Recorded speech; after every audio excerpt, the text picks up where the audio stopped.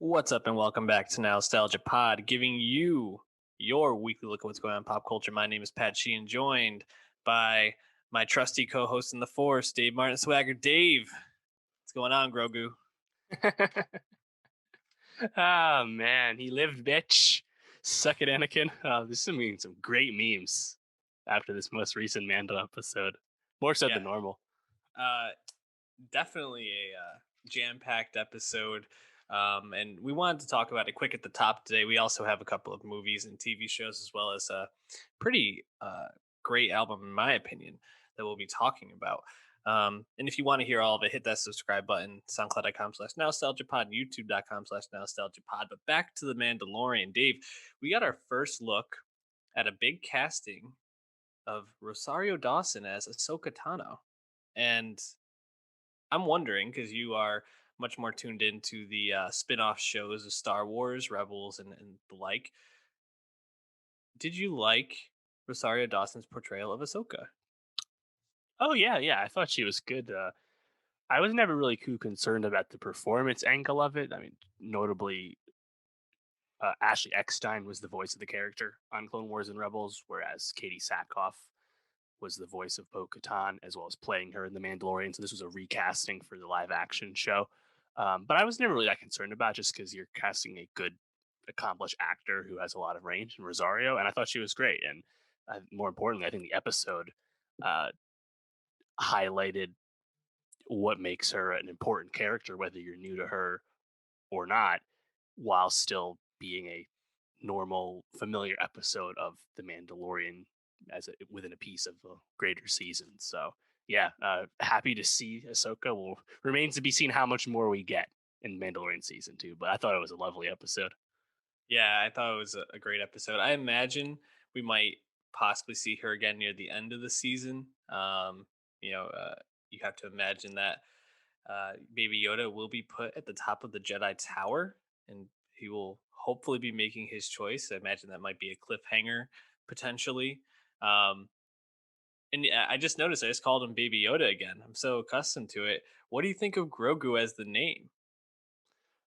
It sounds like a Star Wars name to me. I mean, why not? Okay, I saw it's all some good. backlash. People Yeah, I not mean, I don't liking it. understand that though. Like, obviously, he has a fucking name. Like, Yeah, he was just you could Baby Yoda. call him Baby Yoda. It doesn't matter. Yeah. Oh, you definitely can, and I certainly will. But I have to say, I thought the name was great. Especially because if you think about Yoda and that name, I mean, Yeah, you got so many places you can go with this. You can go Grow, you can go Goo Goo. I yeah, mean, come on, sure. nicknames are all there. I mean, Just like a lot of other one word Star Wars names ending in vowels. It sounds good. It rolls off the tongue. Jabba, mhm. Watto, Django, Boba. Wado, There's so many. honey. It sounds like a Star Wars name. It's all good. Yeah, Mandalorian continues to be much watch, much talk, must watch, must talk about television. I think as we get to list time, which will be coming in just a few weeks here, kind of crazy. Happy December, Dave. Mandalorian's gonna be interesting where that falls on these lists. That's true. My top 10 is tight. Yeah, It's really it's tight right now. That's the one list I maintain over the year, mhm. or TV and movies anyway, not music. And like the TV list, as like things come out, like when Queen's Gambit came out, I was like, oh, well, this is in. So what's Mhm. out? Shit, something's out now. Like it's been a loaded year. Yeah, we might have to go top 15 this year just to blow it out. We'll see. But anyways, why don't we get to some music, and anyone that's watching on YouTube can see the background to Dave, which is Plastic Hearts by Miley Cyrus, the newest album. You know, we've talked about Miley a little bit since the podcast started. A couple years back, we got uh, what was that EP collection? She is coming. That was last year, That was just last year. last spring.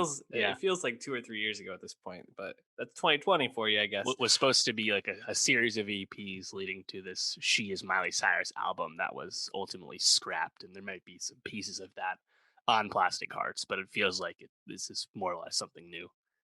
Yeah, and I think we liked some of what was off that album. Yeah, She had songs like "Dream," "Mother's Daughter," some good stuff on there, and it felt like Miley was maybe moving in the right direction music wise. Her career's had a lot of ups and downs, I feel like. Yeah, well, I mean, genre-wise, she's kinda been all over the place, right? Like, since leaving Hannah Montana behind, like, 9 years ago, you have, like, Bangers, which was, I think, her most commercially viable, her most popular, and which is, largely, like, big pop focus, but then she kinda, like, course corrected a few years back with that Younger Now, like, country record that didn't really land, and then you get that She Is Coming EP, songs you mentioned. I also really liked Unholy on that. I think that was more or less lending itself to what was good about Bangers. And then even later on last year, a solo single, Slide Away, which I thought was excellent, made my top 10. Her VMA's performance of that live is tremendous, honestly, better than the recording, in my opinion. And I mean, like, it's been abundantly clear for a while that Miley Cyrus is a very talented vocalist and performer. And it's just question of what kind of music she's going to be making. And Plastic Hearts is definitely new stuff once again because it's more throwback, but unlike it's certainly 1980s once again, like a lot of pop, but it's not actually really 80s disco so much as it's like 80s new wave. It's a little different than the usual 80s throwbacks we've experienced of late in pop music. Dave, I had a funny experience this morning where I was listening to a country holiday song. Just happened to come on a playlist I was listening to, and I was like, "Oh, this guy has the most country voice ever, right? Like his voice, you know what I'm talking about. You can almost hear it Yeah, as I'm sure. talking about it, Luke and it, Combs. yeah, and it's kind of the same thing for females when they sing countries. I feel like there's a lot of female vocalists who have a similar style with country, and Miley never really quite fit that, but that was the mold she was in as Billy Ray Cyrus's daughter. This country music legend, and she came up as Hannah Montana, who was like country rock and Yeah, but always had like that pop twist to it. And then she comes out and she has a couple records and she's going more and more pop, and that kind of culminates with Bangers, right? And at that point, you're like, okay, Miley's a pop star. As you just kind of detailed, there's some twists and turns, but she always had the voice, I think, that fit more for that rock sound. And I think this album is where she really starts to find the sonic style that really fits with those vocals. And what it's always kind of been has been that like 80s rock, female rock. yeah. Uh, I guess always kind of just like hiding in plain sight for her, it seems. Yeah, I mean, you think to recent single off Plastic Hearts, Midnight Sky, which Mhm. has been rapturously received, notably interpolates Edge of 17 by Stevie Nicks. You get a Mhm. kind of remix, mashup of sorts between the two songs as well on this album. You hear that, and then you look on this album and you see that Joan Jett is also featured. Mhm. You're like, all right, you can definitely tell what Miley is into right now. Yeah. And because she has like she's a talented vocalist, a strong vocalist, but she has a certain like rasp to her voice. Mhm. Like there's like just an edge, a natural edge to the way she Yeah. sings I think it lends itself genuinely to making Yeah. this kind of music, and that definitely comes across on Plastic Hearts.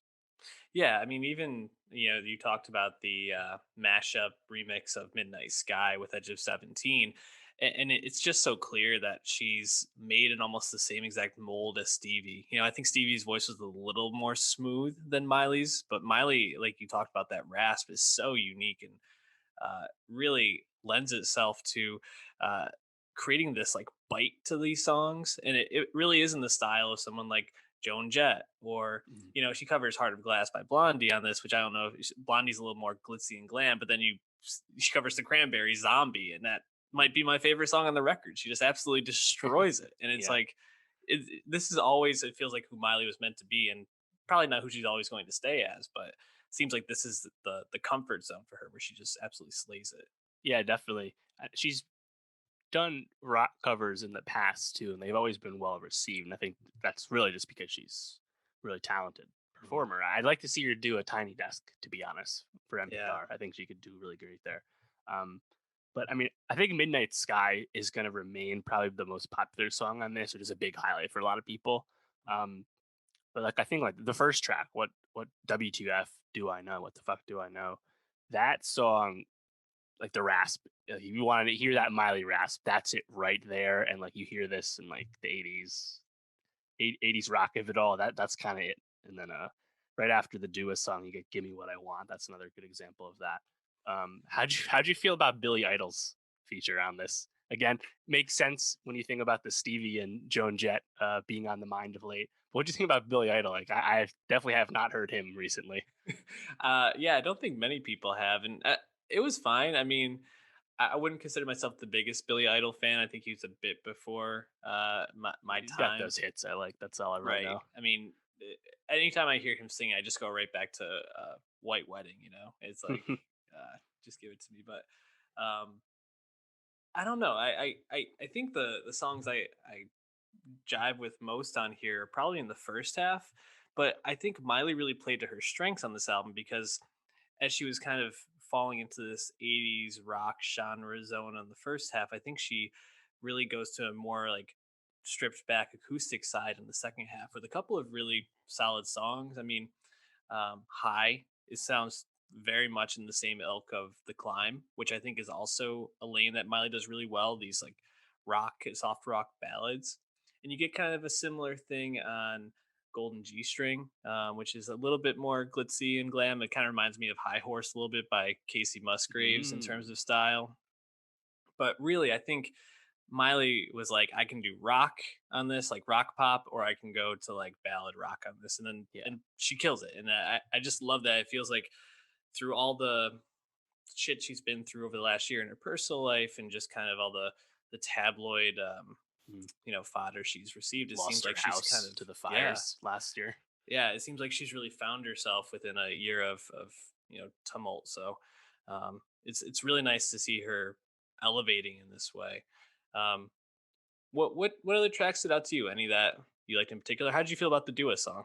Yeah, so that one's funny to me because that's probably the only example where it's more lean towards the 80s disco stuff. Mm, And to me, it almost feels a little bit out of place in the context of the album. And that's probably because like it's good. I like listening to it, but it doesn't come close to any like the really good stuff on Dua's album. So it just kind of feels a little lesser to me. Um, yeah. and it feels a little commercial, like it's on the album because it'll be successful because it's featuring Dua Lipa. It doesn't really make much sense for this the rest of the sound, but that's Mhm. fine. I still like the song. Yeah, I thought it was a good song, but probably not one of my favorites. You mentioned Midnight Sky. I think Plastic Hearts and also What the Fuck Do I Know, the first track, are probably Yeah. my top three originals. And then, like I said, Zombie is maybe my favorite song on here. Just she absolutely slays it. Any last thoughts on Miley as we start to wrap up here? I hope this does well for her, because when she course corrected to the country again with Younger Now, that did not do that well. And we know Miley as a celebrity is sound. I just hope she can become a successful commercial artist because this is funny enough. This is album 7 for Miley Cyrus. She's 28. It's she's been very active. Yeah, absolutely.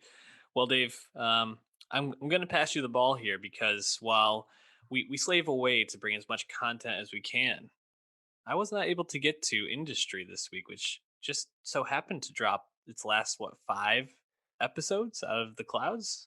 So exactly, industry HBO on HBO hashtag industry HBO uh, came out of nowhere, being like, "Hey, we're going to drop the last 5 episodes on HBO Max. We'll still be running each episode week to week, you know, native premium cable programming on HBO if you like. But the whole thing's on HBO Max, and I guess their reasoning makes a little sense. Like, I just justify or amplify viewership during the holiday weekend. I get it, I guess. But yeah, it was unplanned for us to have to finish Industry all of a sudden, right? But I went through all 8 episodes in total, the remaining 5 that just came out, took those right at the nose, like many other characters were putting things up their nose throughout the run of the season. And it's, if you look back on our review, we talked about the first 2 episodes when they came out. I don't think a whole lot's changed about my thoughts about the show, having seen the first season. It's it very much is what you get, and I feel like if you like it, if you're hooked from the beginning, you'll probably still be satisfied at the end. The Mickey Down, Conrad K, former finance bankers turned first time showrunners with a little help from Lena Dunham. It feels genuine as a show about investment banking and the high stakes, high stress ang- anxious world that is, especially for uh, newcomers to the field, which is who we focus on, and Harper remains our main POV, but we stick around with Robert and Yasmin throughout that whole season. And what I really liked from the beginning is stuck through. Has a really rhythmic tension to it. It doesn't hold your hand about tons of financial jargon that sounds like it's real and accurate, but it's you don't actually know unless you're a finance pro. But the point that isn't the point. The point is that thematically, that tension makes sense, and you understand the stakes of what these characters are going through, even if the types of trades they're processing don't actually make a lot of sense if that's not your world. And I think the arc we kind of knew what the arc was going to be, right? These new graduates at this firm peer point, they're building up until the RIF happens, the reduction in force, when they have to prove that they're worthy of sticking around and being given full time positions, right?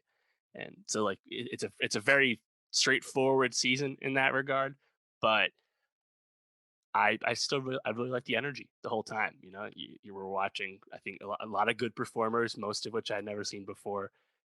Uh, yeah, I think give good performances. Again, the themes are really well communicated. There's a lot of sex. There's a lot of drugs. It seems like they're having a lot of fun, and even when they're not having fun, they're having a hard time. It always feels earned, and like it's still hard to look away from. So definitely hoping they commission a second season of Industry on HBO. We have no formal word one way or the other at this time, but I really like the run, and I think there's a scene probably in episode 3 or 4 where Ted Leung's Eric and Harper are talking, and that relationship as Harper's become under the wing of Eric, who's a kind of runs that desk at the firm, and he kind of highlights why he uh, is taking time out to like mentor Harper, and obviously it starts with her talent, which is exemplified early on in the show. But he also kind of gets into the what I was hoping the show would touch on, which is the struggle and the pressure that both of them feel as minorities in a Mm. workplace setting like this, and that conversation uh, comes back up in a different way towards the end of the season, and you see the tension with Harper, right, where it's like you have this character who's put his neck out for her in a certain stretch, but also is certainly not without his flaws in the workplace, and having to juggle something like that, and ultimately having to decide where one's loyalties lie. Um, where the show ends, I think, is really ripe for uh, a potential second season. So I really hope we do get it. I'm looking forward to finishing them. My goal is to finish them by the end of the week. Maybe next week or later on this week we'll do a spoiler review of Another bump. Industry. It's definitely a show that's surprised, and Yeah. it sounds like a perfect kind of HBO show. In terms of you mentioned like all the sex, drugs, like stuff that you wouldn't see on regular cable television, but really having that like solid writing and like just really like fun pace throughout is such a staple of them now. Yep. Absolutely. Why don't we move on to another HBO show that wrapped up though, The Undoing, the miniseries starring Nicole Kidman, Hugh Grant, Donald Sutherland. Um, yeah, Suddenly got really popular all of a sudden. Like I hadn't blew talked up. about it with many people, and all of a sudden everyone's watching it. Yeah, I think the holiday allowed people to really start catching up on things, and Mhm. it seems like the reaction was, "Oh shit." That the ending of that episode of The Undoing, and insert any episode that you want to, because the Yeah. show had a knack for leaving you with some great cliffhangers. Um, I think there's a little bit to talk about here, a little bit on this bone, so to speak. Maybe the first place to start is: do you feel satisfied with this season? That's a great question, because I generally enjoyed watching it more often than not, and that's probably because of like the way they manufactured tension with cliffhangers and misdirects and red herrings and all that. So I was always interested in seeing the plot continue, right? But I think it's a bad finale Mm. and an unsatisfying result in terms of the resolution of the plot.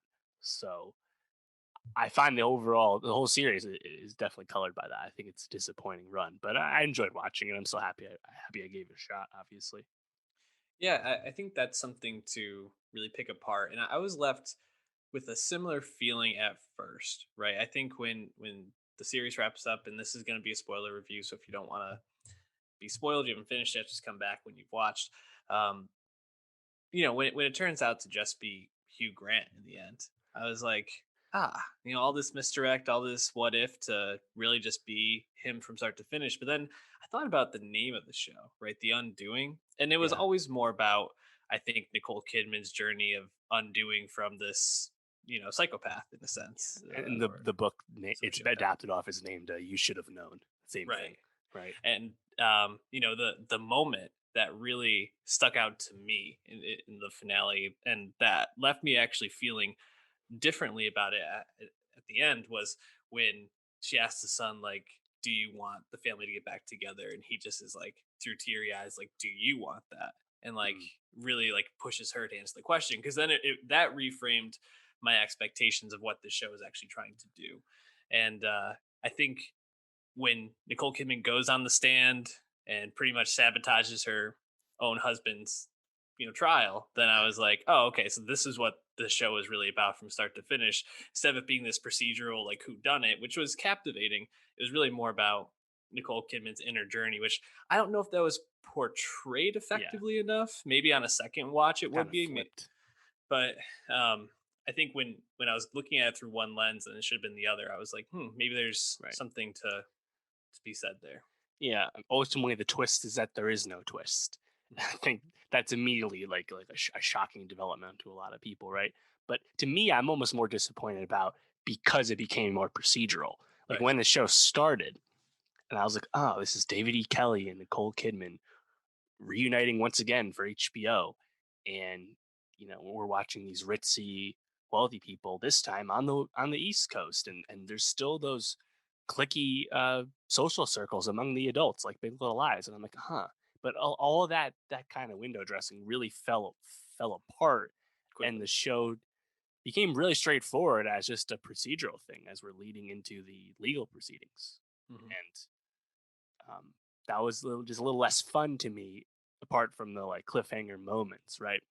Like I'm always wondering like, oh, what's the deal with Lily Rabe's character? What's the deal with Donald Sutherland? And it's like, I don't know, like Lily Rabe's whole thing at the end is that she like gives the prosecutor that info that Kidman told her on the phone about Hmm. her husband being a psychopath due to Yeah. information she Narcissist. learned from her mother-in-law. And it's like, I mean, I guess I'm actually not sure how that's like admissible evidence, like legal wise. I was kind of surprised we walked right over that, like that she can just cite that as something she knows as the prosecutor. I'm like, wait, what the fuck? Why? How do you know her private phone call? Why didn't no one question this? Anyway, Well, weird. the attorney for them, the defending attorney, I forgot her name. Yeah, Um, she was really uh, screaming there at the end, and the judge is just like, "Sit your ass down!" Like we're admitting it. This is all admissible. yeah, Man, I think there was a lot of really great moments though, throughout, that I go back to. And I think the one thing I was really left with in terms of those great moments was just at different points, I thought pretty much everybody had done it. Like I was convinced at one point that Donald Sutherland had actually killed this woman and like framed Hugh Grant. And I was like, there we go. This was it the whole time, Donald Sutherland. And no, it wasn't. And then when you find the hammer in the son's bag, it's like, did the son, or in the case, did the son hmm potentially do it? And it, I thought they did a good job of the misdirect. yeah. I had my eyes on Noah Jupe, the son, for a minute, just because the energy he was bringing is like kind of creeping in on conversations and looking through Yeah. cracks in the doors and stuff, and I'm like, something's up with this, and then they kind of drop the hammer thing too early. Like it's at the end of the fifth episode, and I'm like, all right, well, the kid didn't do it the way through five episodes. It's kind of clear the kid didn't do it. So how are you doing this? Like I think for me, I was always able to theorize, and I feel like everyone who watched the show was able to theorize. You go online, and you saw what everyone was saying, but the show, I don't know if it actually was giving compelling alternatives to it being Hugh Grant. And like Nicole Kidman, we saw the footage of her on her weird ass walks at night, and it's like, huh? But you're telling us this in like the third episode. I had a hard time like latching on to any one theory. I was just kind of expecting something to be different, Yeah. but that's what the twist ultimately was. That it was actually Hugh. And I mean, how did you feel about the end when he seemed to kind of get a lot more manic at the end when he became more desperate? Yeah, and I thought that made sense. Yeah, It was it was kind of funny because I was like, this is probably with someone who has a personality disorder like this, and is also a psychopath and lacks empathy in this way. When they finally are getting caught and exposed, would probably do so. I thought it made a lot of sense. I just thought it was like incredibly dramatic. I didn't understand why the son went with him to begin with. It's like, you're convinced your dad's the killer, but you're like, let's just go for a joyride. last time we can do this, Dad. Yeah. Breakfast. This is it, old Papa. I'm a little more interested to hear your thoughts on how did you feel about the performances. Hugh Grant, we've seen in a number of different roles. As an aging male actor, not a leading man anymore in Hollywood. Nicole Kidman, we've seen quite a few things recently. Do you feel like they were strong? What was your temperature? The Kidman stuff isn't that different with what she's been doing of late. This is kind of a Yeah, she has a few molds right now. One is just kind of like the caring mother figure, which we've gotten in like Lion and the Goldfinch. Then you have the character who's going through like mental gymnastics, like Big Little Lies, like The Undoing. And then you have like kind of one-off things where she actually does something really transformative, like Destroyer. But like yeah. it's really just those other two molds for the most part for like late period Kidman. And I guess in that sense, it's not that different from what I've seen of late. Mhm. But I thought it was fine. I thought it was she was good. I think any problems with the character is more to do with the writing and the plotting than her performance. Yeah, I agree. I actually thought Hugh Grant was really great, though. Yeah, like I think he's the best part of it for sure. Yeah, and I mean, I think his part lends itself to be when you're basically playing like a double, role. This complete psychopath who also, like most narcissists, is incredibly charming and uh, convincing in a lot of ways. So I thought he was great, and had a lot of fun stuff to do. Donald Sutherland, kind of again in his same role. He's basically just the president from Hunger Games all the time now, which is interesting. President Snow. I guess this was like a softer side of President Snow we saw this Yeah, time, but I mean, I liked him in Burnt Orange Heresy. That was a little different, right? true.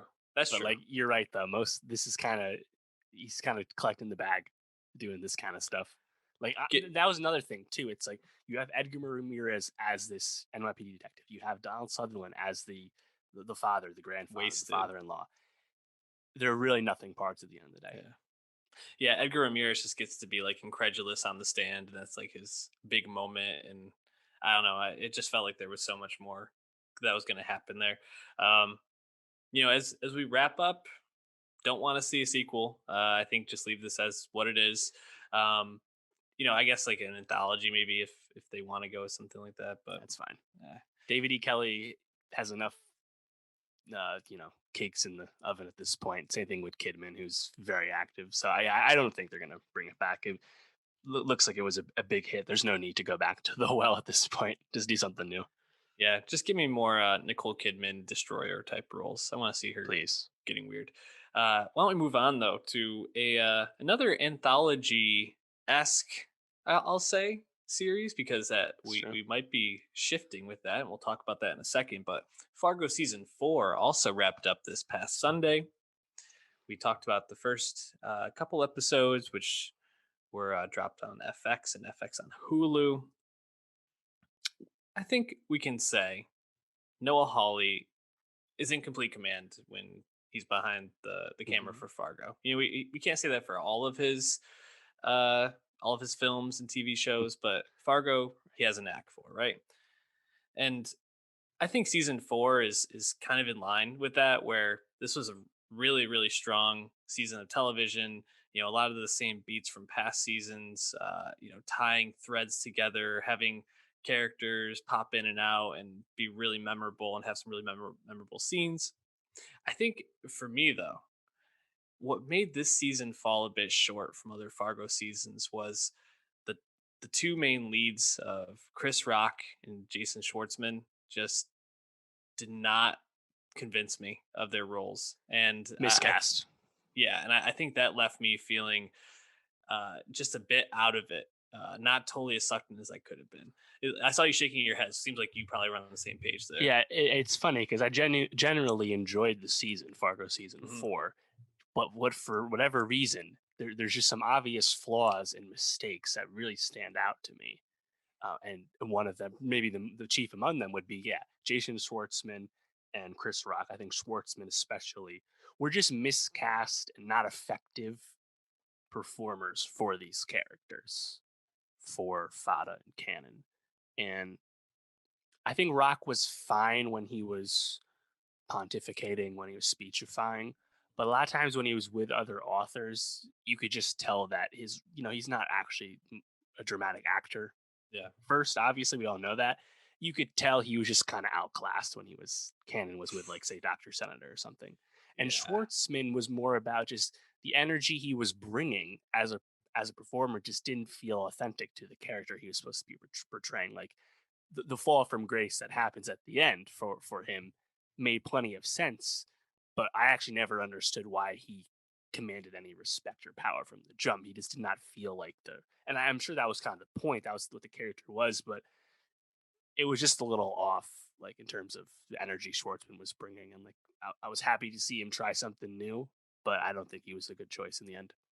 yeah. With Schwartzman, you know, I kept thinking about the clothes he wore, right? And he always was wearing these like almost oversized type like suits and like coats, and Hmm.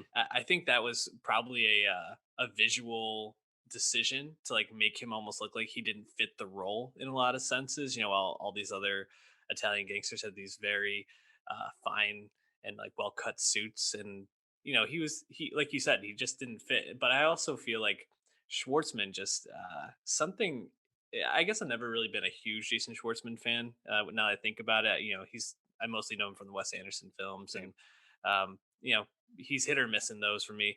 But it just felt they took a swing with these castings and they didn't totally hit.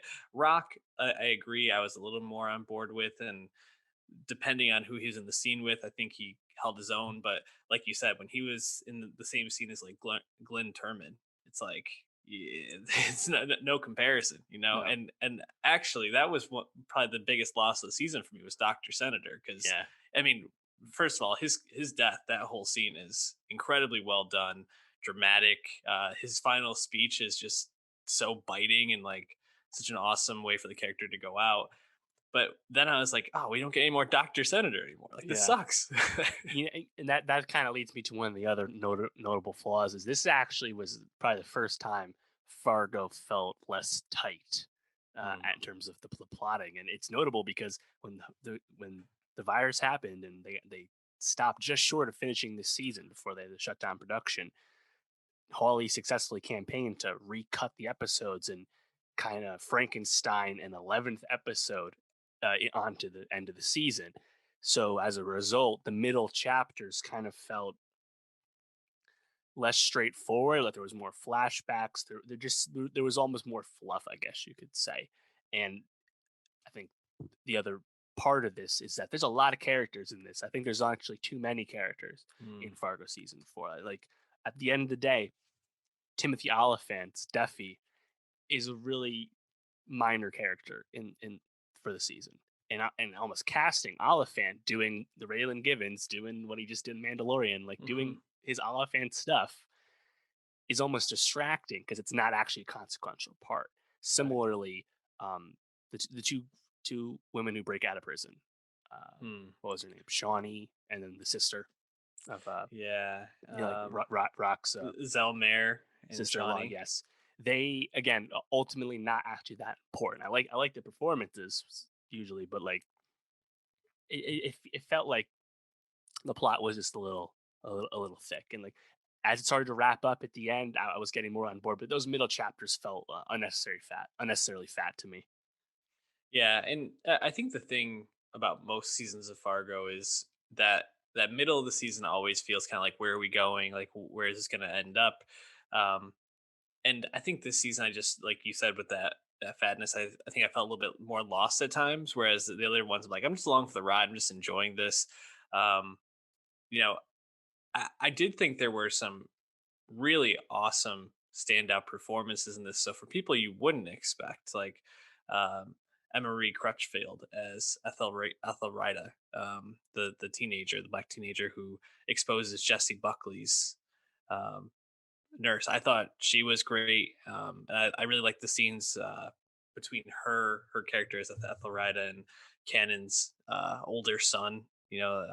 And then kind of how that kind of came to fruition with her delivering this ring, or uh, that could end the war. Like there, or I just thought that was really like interesting, kind of out of nowhere. But I really liked her performance.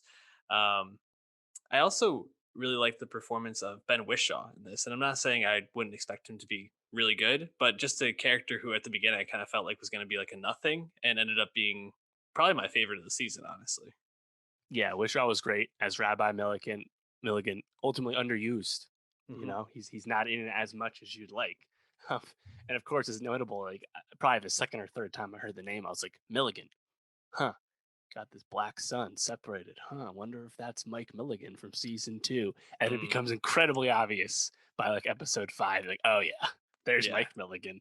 Yep. And like, is it an effective origin story for Mike Milligan? I don't even know, to be honest, because like there's a huge gap still in between Satchel becoming Bokeem Woodbine, Hmm. but it was kind of a cool like Easter egg. That's how like Fargo seasons one, two, and four are quite well connected at this point, and that's just fun to know. But like again, speaking to these characters, right? Like you also have Gaetano showing up, giving a very over the top performance, which Hmm. I think actually gets better and more effective as Gaetano and Schwartzman become allies in earnest later in the Yep. season.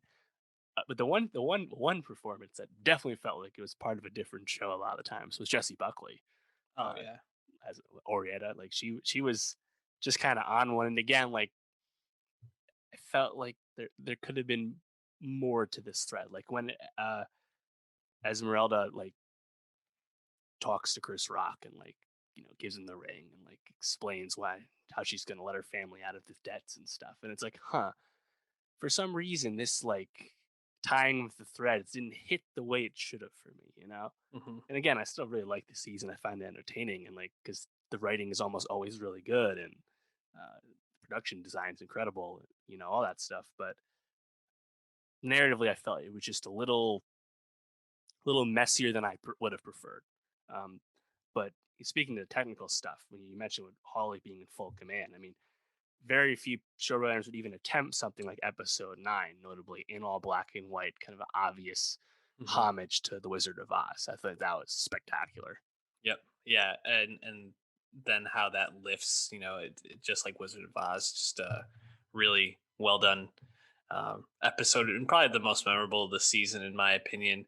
Um, but like we already mentioned this, but the killing of Dr. Senator was a very memorable scene for me. Mhm. One that compared to other shows we really liked, probably gonna remember that scene stylistically more than a lot of other big moments. So, uh, you know, as we're kind of critiquing it, I do want to just reassert that this is still really good television. It's Yeah, just definitely. when you have a season two of Fargo to compare to, it's like it's a tough curve, so to speak. Um, and any other thoughts on this? I guess maybe we already mentioned, what was her name, Ani and Zelmare. How did you feel about them as characters? I think they were fun, but ultimately didn't feel super consequential. I will say that shootout scene at the Hmm. train station. was great. Part of that Yeah. is because Fargo was set in Fargo season 4 is set in Kansas City, but notably was shot in and around Chicago. Meaning Union Station is, of course, the train station from The Untouchables, a very famous Yep. shootout scene. So that was awesome. I really liked that a lot. Yeah.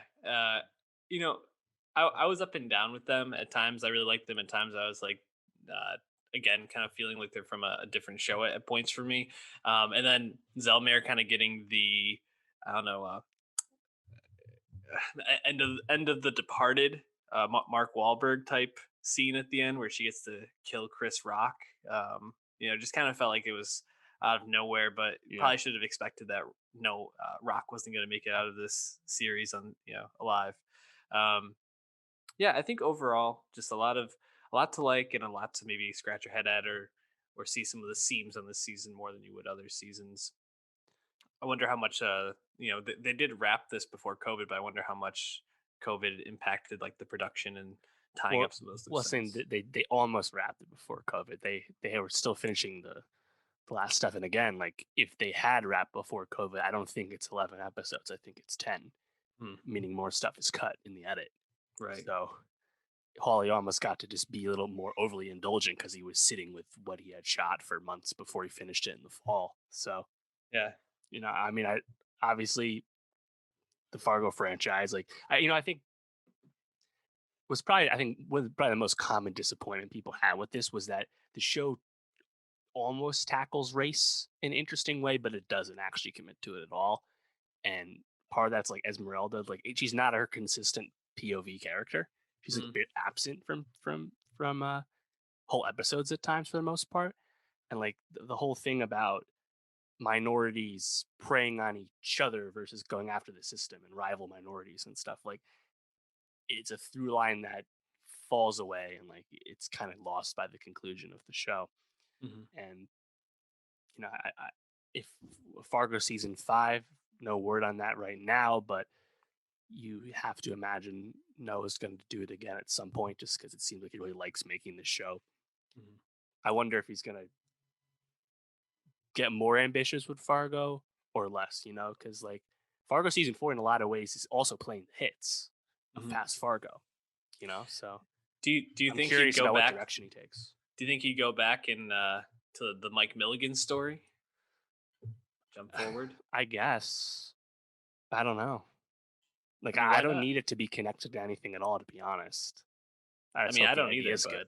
I mean, but Bokeem in that role was also like scene stealing. So if we're Yeah. getting more Mike Mulligan, I might be okay with that. I don't know. Check out Fargo. Leave us your thoughts. But Dave, how about we jump into some movies now? And why don't we go back to Small Acts? This week we had Lovers Rock, a much shorter um, episode of this movie series, whatever you wanted to define it as. Prime Anth- doesn't even know. They say a new film Anthology is film out. series. Yeah, Prime says a new film is out, and then you click on it, it says season one, episode two. So yeah, however you wanna name it, I guess. But I think this was a really enjoyable episode for a lot of reasons. A lot of great music, a lot of really stunning visual scenes, and just like vibing moments, if for lack of a better term. Yeah. Mixed in with some dramatic parts and some some story being told. But I really just like this because it just felt like I was hanging with these people, and it was a fun hang for the most part. How did you feel about Lovers Rock? Yeah. So Lovers Rock just off the jump because it's like 70 minutes. It and it's a movie that's very light on plot. It definitely feels quite formless, and it's probably the hardest to classify in like the never-ending debate over is small acts TV or film, right? So going in, you watch it and you're like, huh, this is straight vibes. Mhm. Good vibes at that. Awesome. And when it's made by Steve McQueen and friends, it looks dope. Um, but the more you think about it, I actually really like it as a companion piece to Mangrove because this is the other side of the West Indian immigrant experience in England, right? This is triumphant. This is community, and the while blatant systemic racism from white people is at the center of Mangrove, and it could not be absent from that story. In Lovers Rock, it's very much in the background, but still there if you think about it. Why are they having this Lovers Rock house party? Well, it's because all the black clubs got shut down and attacked by the government. Hmm. But that's not actually explicitly said, Right. Why does the Rasta guy get let in at the end? Because there's a cop rolling by. They don't want the cop to see any commotion, right? You Hmm. obviously see the uh, white dudes on the street like holler at some of the girls. The racism stuff is still around, but it's really more about the community that the black uh, people have been cultivating in spite of where they're living, right?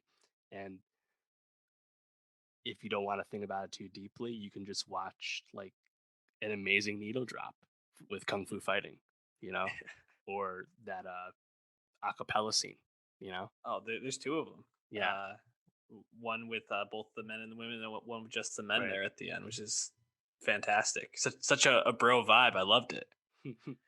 Yeah, Um, and to me, like just like kind of like the care that goes into the whole show. Of course, is very detailed, but like when they're setting up the party and like they're guys cutting speaker wire, or like later on you're watching them like mix and they're mixing actual records, and like wow, this is dope. This is really genuine once again. Yeah, when we talked last week about Mangrove, we talked about how McQueen so easily like puts you in a time and place, and he adds these little details that impact how you understand what's happening in the story and who the characters are so much.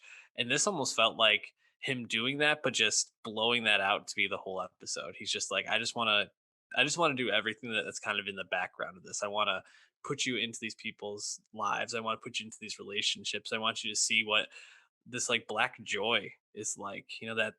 These communities, like you said, were able to foster in the face of discrimination and hatred, and um, it's it was just a really uh, pleasurable watch in so many ways, and definitely one I would recommend to anybody that's just looking for like I don't know if I would say a light hang, but something that's I say easy to watch while still being really quality and touching on some deeper topics. It's a weird lane to be in, but McQueen did it pretty seamlessly here. Um, it's weird because the characters almost didn't really matter that much to me in this episode. But were there any moments or any storylines or anything that really stood out to you? I guess I'll say first.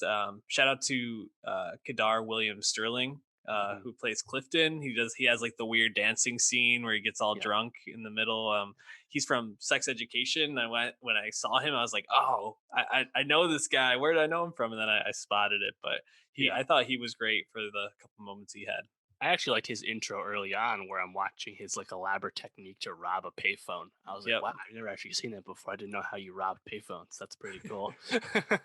Now you can go rob payphones all over America, Dave. You never know; they might have money in them still. Anyone that stood out to you? Yeah, I mean, again, there's so little plot. I don't even remember the characters' names. It's really just about this one night, you know. Mhm. Yeah, this the setup of the party again, like cutting the speaker wires, testing the sound later on, like the DJ with a very authentic patois. You know, again, it's really about the West Indian immigrant experience more than anything else, and it feels so genuine. And in this case, that community is triumphant, is joyous, which is a big difference again from a lot of how Mangrove goes until the end of Mangrove. You know, Mhm. so I think it's probably it'll probably be one of the most easiest installments of Small Acts to recommend from what I know about the rest of the run. You know, Yeah. but yeah, I think it's again it's very unique because of how formless it is. I haven't seen much like this that I can really think of. Yeah. No, I totally agree. Keep watching Mangrove. Keep sticking with it. This is we don't get stuff like this very often on television slash movies. Yeah. So This next one we got coming up, Red, White, and Blue, stars John Boyega. John So Boyega, keeps rolling. Finn, one of the best Star Wars characters ever written. Let's move on though to Happiest Season, a Hulu movie. Um, Hmm. one of the most watched or the most watched movie this past weekend, which we'll talk about in a second why that's impressive. But this was just such a nice little holiday movie. Really got me in the festive spirits. This really hit the lane of um, touching, emotional, uh, heaviness to like the perfect amount, while also just sprinkling in like that holiday goofiness, funniness, lightness that I like in my holiday movies. And um, surprisingly, or I guess unsurprisingly, if you've been following her career recently, Kristen Stewart really good in this. Really solid lead. I mean, playing a bit of a muted role still. I think that's just kind of Kristen Stewart's acting style. But her and Mackenzie Davis, love them as a couple. Just want to see them doing more couple stuff. Although I hated Mackenzie Davis for quite a bit of this film. Dave, I don't think you're a big holiday movie guy. Is that right? Yeah, I especially like new holiday movies. I You don't. you hate Christmas, I think, right? Yeah, I'm trying to cancel Christmas just like Thanksgiving. My normal commie ass. No, um, I like classic holiday films. I really don't seek out new ones though. Like, there's Christmas exceptions. Chronicles. We just talked about Holiday Sure. recently. I think I'm gonna check it out eventually. Just again for Emma Roberts. And then Yeah. last year we talked about Last Christmas with Amelia Clark. So like, there's reasons I'll check them out. Amelia Clark was the reason, and Henry Golding last year. This year it's Kristen Stewart, Mackenzie Davis, Alison Brie, Daniel Leffy. Yeah. A lot of parts I like. And And Aubrey sure, I'll Plaza. watch it. And I like this because it's not just a Christmas movie; it's a rom com. And I think that's probably why it's even more successful. Um, but definitely a unique surprise. Like it wasn't on my radar. I know it was on some people's radars, but I think kind of surprisingly, it became the talk of the holiday weekend film wise, which is interesting because Hillbilly Elegy was also coming out this week. And I think when Netflix picked the Thanksgiving weekend to drop Hillbilly Elegy as a potential awards movie, they expected it to dominate conversation. But no, Happiest Season definitely dominates social media. Can't speak to viewership right now, but I think what's interesting about it is just it's like really tight. It's just really effective. It's consistently funny. There's people you like to look at and watch act, and it's tough for me to pick many holes in it. I don't think it reinvents the wheel in terms of the rom com experience. It certainly is not super revelatory as like a gay romance story. That I think Mm. the big part of it is about coming out to the family. Like it's definitely muted in that regard, but there's just lots of great moments, and I think it's kind of scene stealing parts from people like Aubrey Plaza. Yeah, Aubrey Plaza, who I think has been kind of typecast into this like weird girl role and just got to be very normal and enigmatic and charming and captivating. I mean, like there's just something about her face that I just like want to look at a lot. And she just seems to be doing so much without really doing a lot in this movie. Yeah, it was so funny too because you think about it, and like Mackenzie Davis is much taller than Kristen Stewart, and the Yeah. movie's trying their hardest to hide that.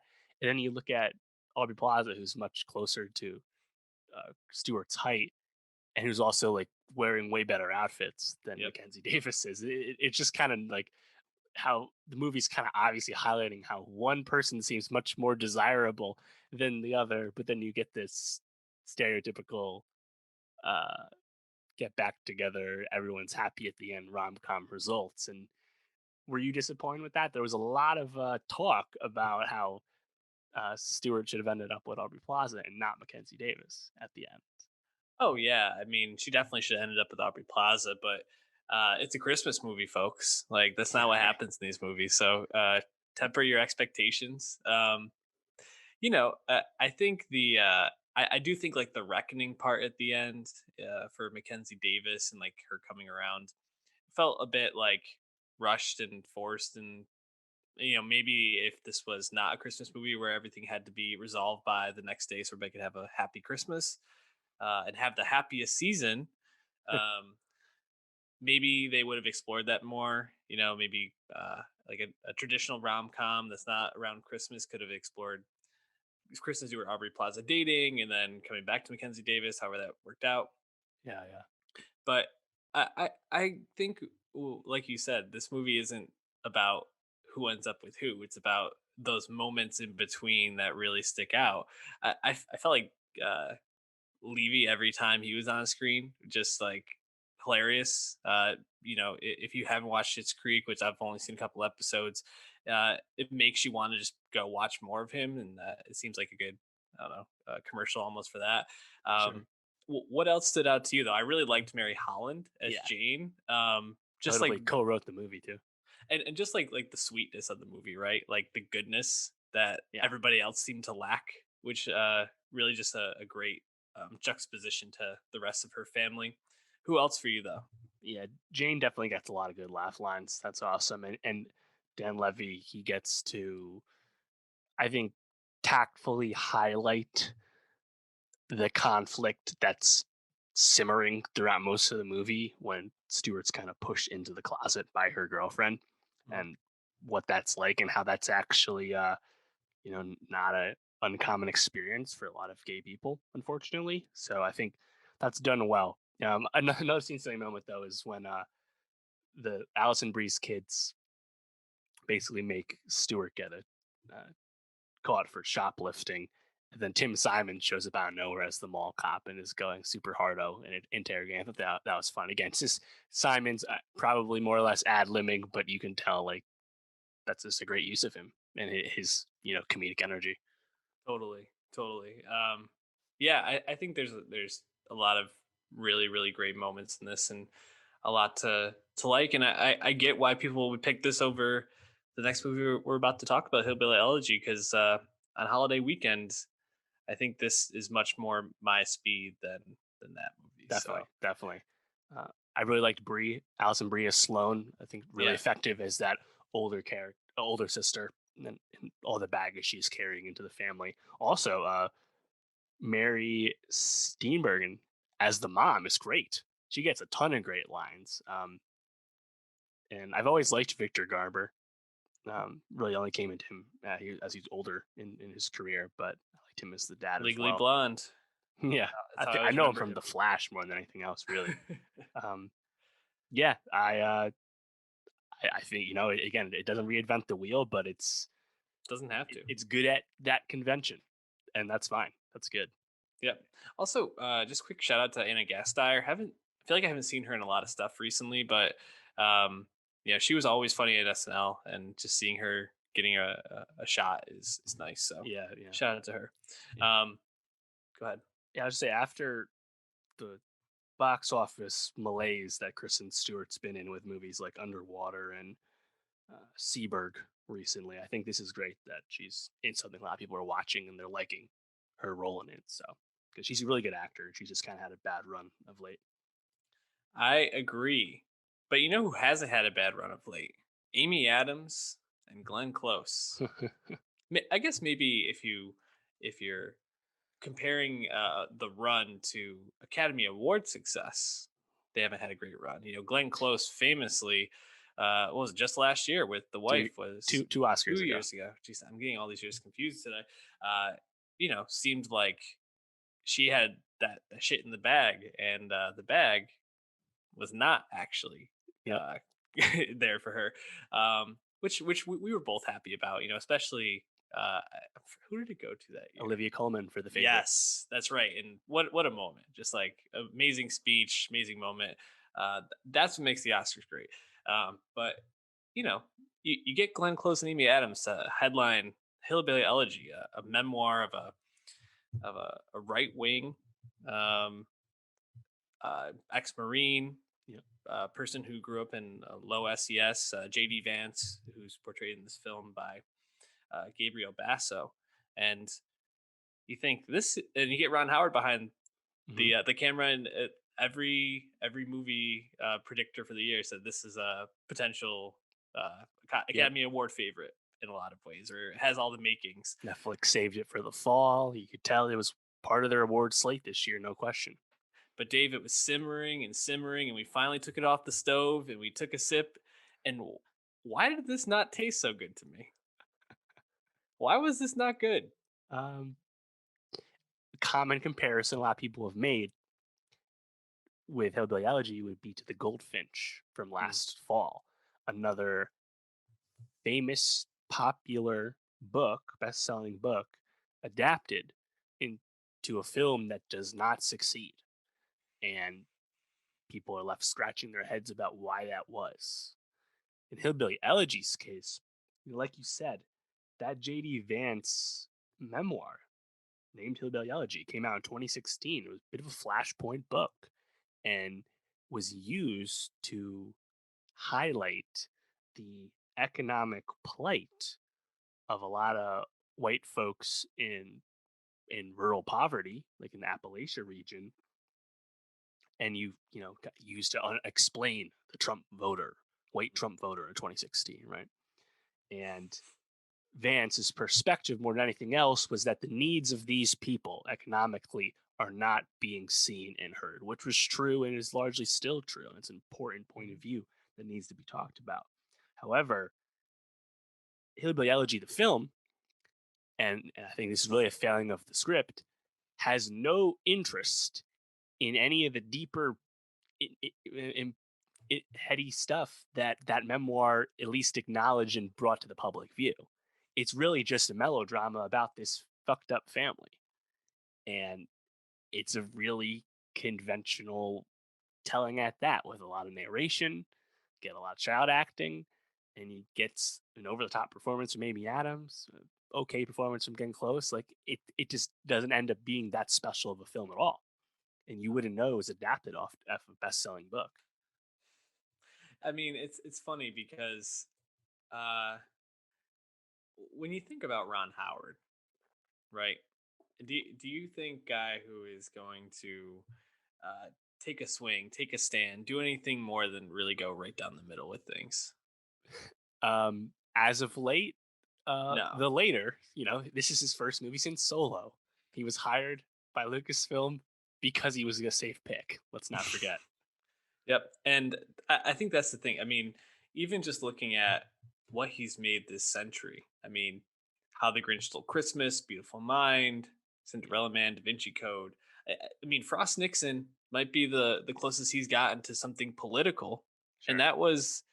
that was an interview with an impeached president. Like, I Mm, mean, I feel like there's not a lot there to that's super controversial. And when you're taking on a work like Hillbilly Elegy, the book, it's the sort of thing where it's like, if you're not going to go into the political sphere with it, if you're not going to look and try to incorporate that into the movie, which I didn't feel like that was really portrayed in the movie at all, then this just becomes a pretty generic um, drama, and not one that I found particularly interesting a lot of the time. I think Close and Amy Adams are really good. I thought Basso was not good. I didn't really find him to be a very compelling actor, and maybe that's just my read on it and my kind of feeling bored with the story. But yeah. this felt like a movie that could have been 20 minutes shorter.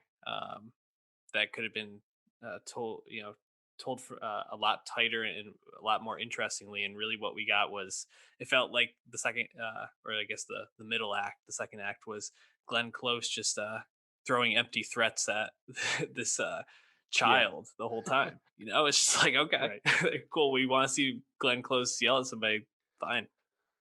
Right. And I don't even know how much of it's Gabriel Basso's fault, to be honest, because the perspective we get for most of adult JD for him, the story is just him dealing with a lot of fucked up shit with his family, True. and Yeah. like struggling to juggle that with his burgeoning hopeful career, in grad school. And it's like, yeah, I mean, I get that struggle, but it's also like this is a story that I think has to be told a certain way because it's not a fun hang in the slightest bit. You know, you're talking about poor people that are really struggling with finances and drugs and Mm. um, domestic violence. Really, everything you think of, it's all there, and it's like you have to.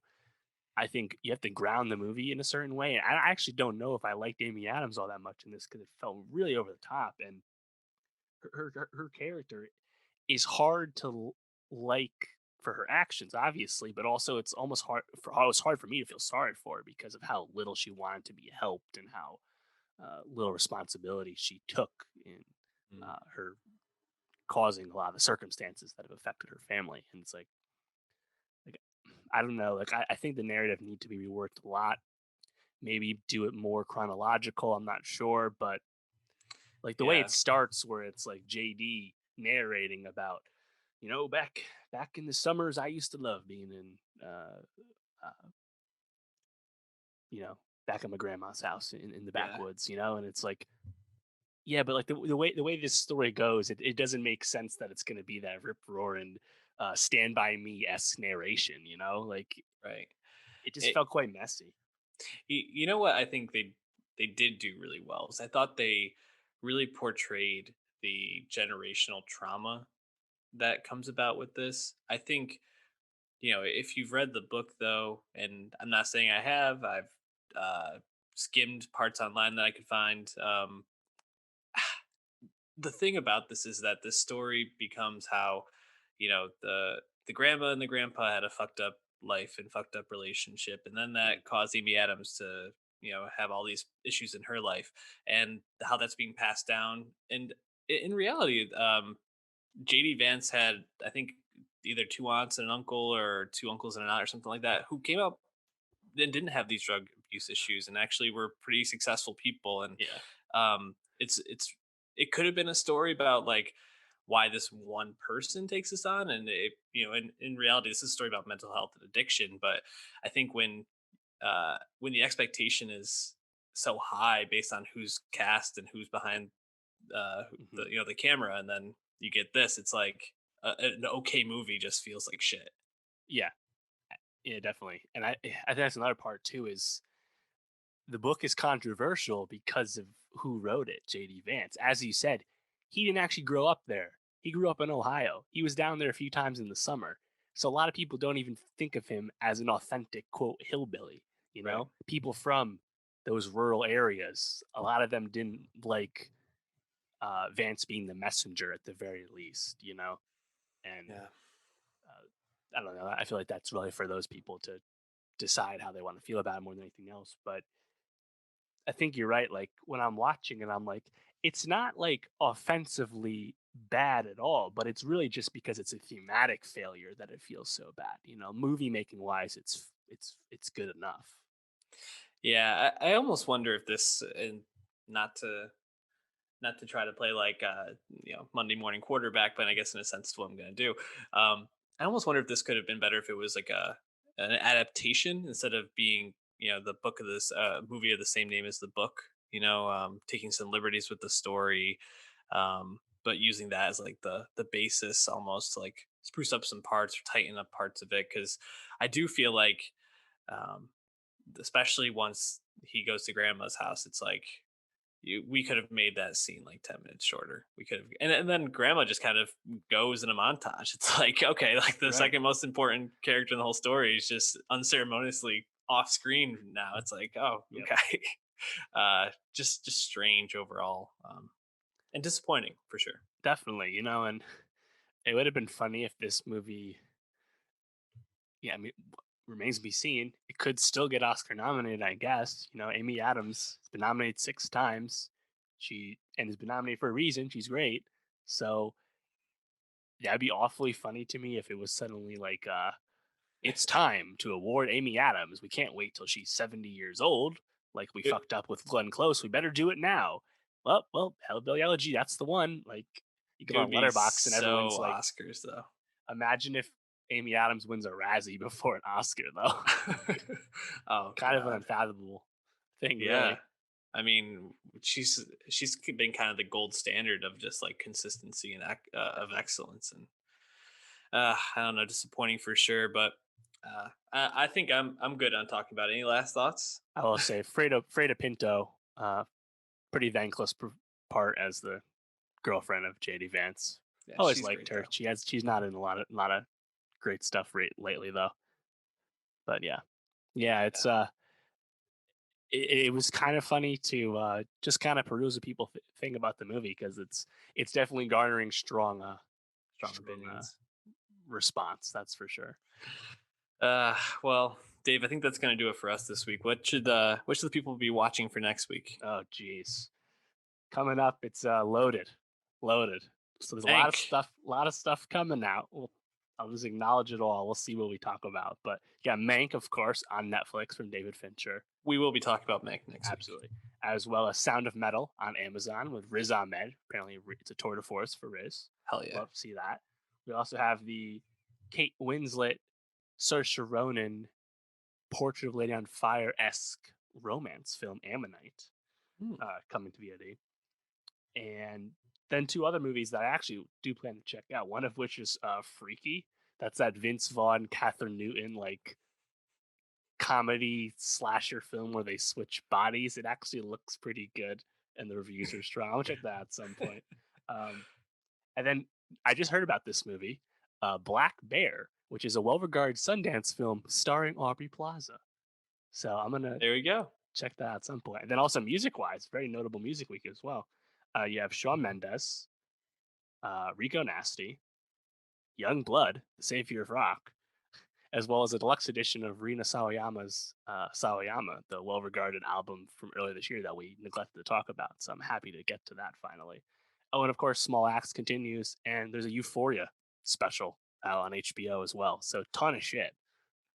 Yeah, Dave. I don't know if we're gonna get to all of it, but No, definitely not. I think there's some highlights there that we'll for sure be getting to. And if you want to hear it, follow us on Twitter at Nowstalgia Pod, SoundCloud.com/Nowstalgia Pod, and give us that follow on YouTube.com/Nowstalgia Pod. We'll catch you next week. Mank.